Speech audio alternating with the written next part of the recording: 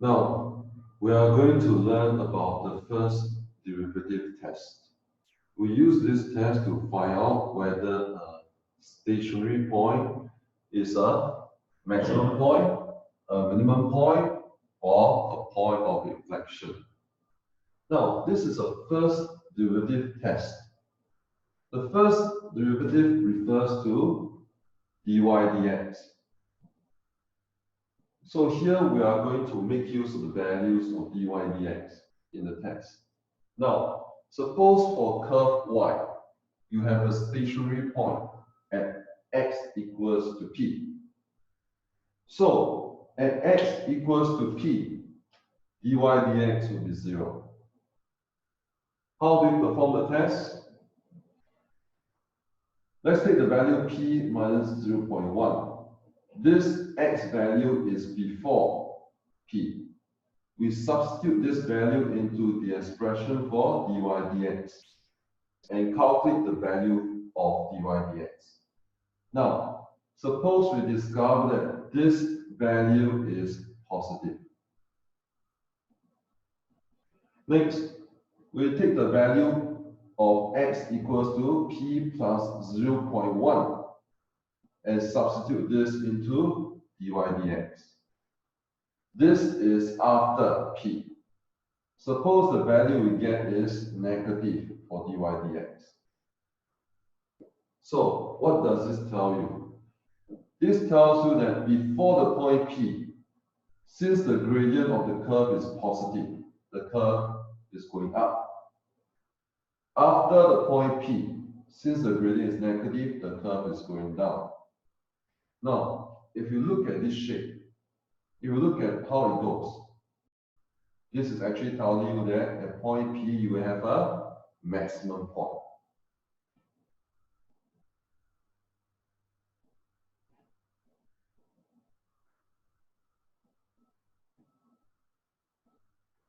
So to conduct the test, we draw a table like this.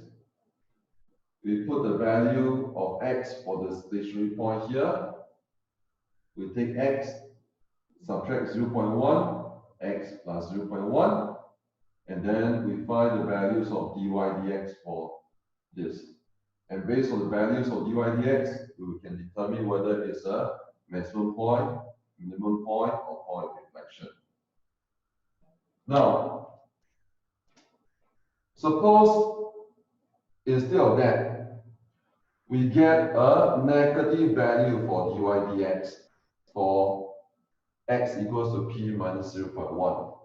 And for x equals to p plus 0.1, we get a positive value. So, that means before p, the curve was going down. After p, the curve was going up. If you look at this, it's telling you that p is where a minimum point is.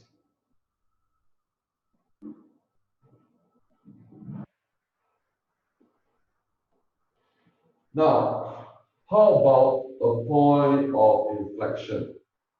As you know, there are two possibilities. So, a point of inflection is a stationary point. At x equal to p, the dy dx is 0. Now, if you calculate the value of dy dx for x equals to p minus 0.1, let's suppose you discover that it's positive. And then, if you calculate the value of dy dx for x equals to p plus 0.1, and let's suppose you find it's also positive. That means before p, the curve was going up. After p, it's still going up. In this case, this will be a point of inflection, like this. Now, the other possibility is when you get negative values for both values of dy dx, where you substitute p minus 0.1 and p plus 0.1 into dy dx. In this case, the curve goes down before p, it continues to go down after p. So it is a point like this. So these two cases will give you a point of inflection. This case will give you this type of point inflection. This case will give you this type of point inflection. Now, when you do the actual test in a test or exam, please do not write more than 0, less than 0. Please calculate the actual value and put it in the table.